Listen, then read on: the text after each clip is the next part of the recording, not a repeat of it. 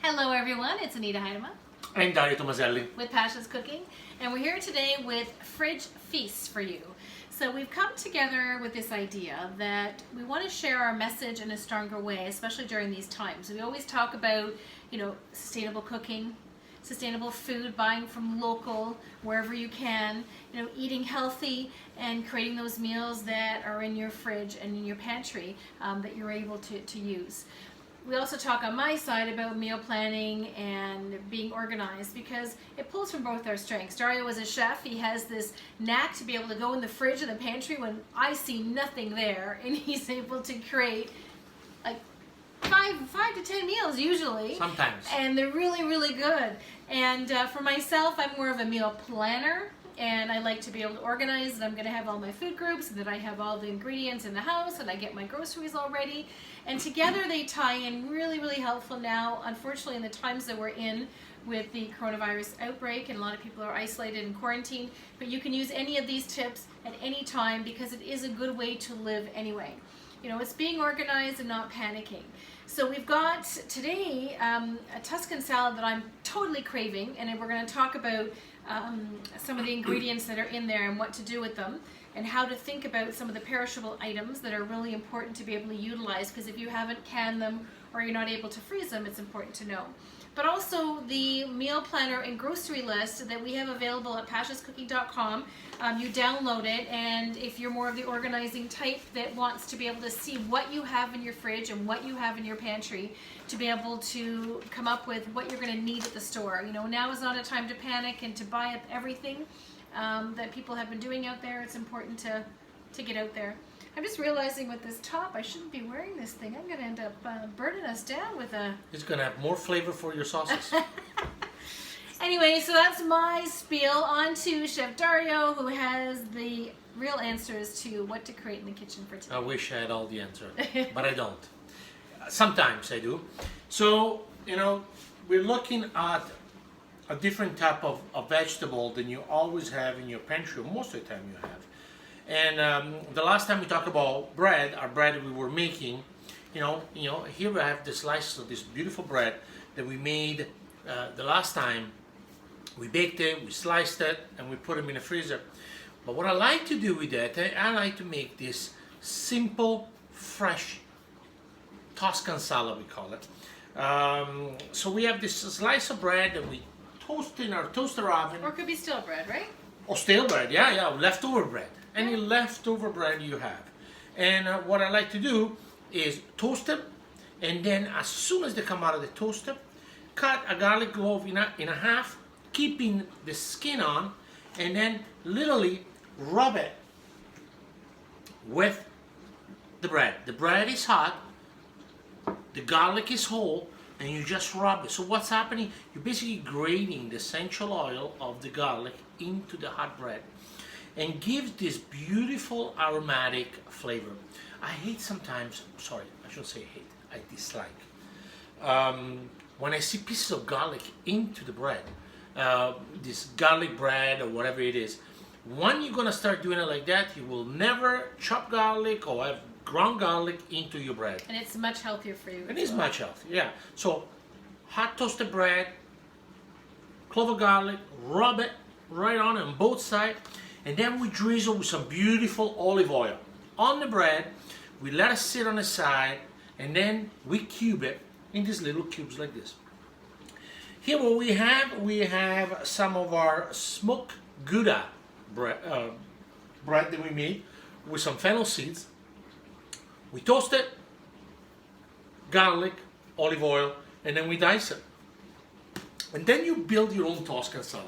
Tuscan salad or panzanella is done a little bit different than what we do, but we like to see a little bit more of the texture. So what we like to do, whatever we have in the fridge. So we have some spinaches over here. We have a piece of cucumber here that we're going to use. We're going to peel it. Okay. We're going to slice it. We're going to have some pepper. Why not an avocado? Some tomato. Okay. Strawberry. If you have some beautiful buffalo mozzarella, we can break it down in little pieces. Drilling, some celery. And then what I like to do is just drizzle it Before I had the spinach is the last item I'm going to put. All the solid ingredients are going to be in a bowl with the bread. Season it with a pinch of salt, no pepper, olive oil, and good balsamic vinegar. Mix it together properly. So what's going to happen? All the strawberry, the pepper, the tomato, and the cucumber, they're going to leach all the natural water, and they're going to create almost like a vinaigrette. When that one is done, then we're going to add the picked spinach, or you can use romaine or any type of salad you really like to use, and the flaky mozzarella inside. You mix it properly, and then you serve it. Simple, simple, simple dish, nothing too complicated, but that's a great way to clean up leftover bread. You know, the little hand pieces of the bread, sometimes people don't like. It's my favorite. A lot of people don't like it. Well, toast them, rub them with a little bit of garlic, a little bit of olive oil, and that makes a phenomenal, we call it our Toscan salad, but a beautiful bread salad. So it's being able to utilize all these ingredients. But you got something else. I mean, if we sometimes, when you make your juices, right? So you want to talk about it? Well, I think it's again, we're talking about mindset. We're talking about changing the way you look at your fridge and the way you do things. So you have to look at your perishable items. You know, some of them you can't freeze. Some of them you're not able to pickle, or you don't have time to be able to do it. So you got to be able to think of what you're going to utilize and what you can do before it turns bad, because you don't want to waste food. So we do a lot of juicing, and I have a lot of recipes over at pashascooking.com, but you can be able to pull from some of those and utilize what's in your fridge. You know, get your Vitamixer, get your NutriBullet, get your blender out, and be able to add items to here to be able to utilize as well. You don't want to have anything that goes to waste. You want to be able to keep healthy during always, and especially during these times, and utilize everything that you have here. You know, with the spinach, you can also cook with it. You can put it in a salad. You can put it in the juice. It's important. Same thing with the green pepper. You can cook with it. I haven't really juiced with it as much. Actually, you know, maybe I wouldn't mind trying it sometime, but I haven't done that. Of course, the strawberries, you can freeze some of this, but do it individually. But it does come out mushy at the end, so you only want to juice with it. The avocado is about to go, and as you know, with avocado, it's difficult. And you know, you want to utilize all those ingredients, and they're great to put in juice. They're great to be able to add. It's a nice, healthy fat. So you think about the avocado here, then it's really going bad, you say, or whatever we're going to do. I don't know if you guys remember the last time we talked about our hummus, okay? So why don't take this avocado, then it's just a little bit mushy, you know, puree with a little bit of lemon juice, a little bit of coriander, and fold it into our hummus. You know, there's nothing wrong with that. I mean, utilize all the ingredients.